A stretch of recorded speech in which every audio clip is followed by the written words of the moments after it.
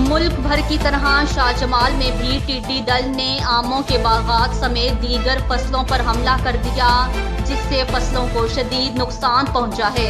मजीद जानते हैं शाहजमाल से अपने नुमाइंदे मियां नायतुल्ला से। जी,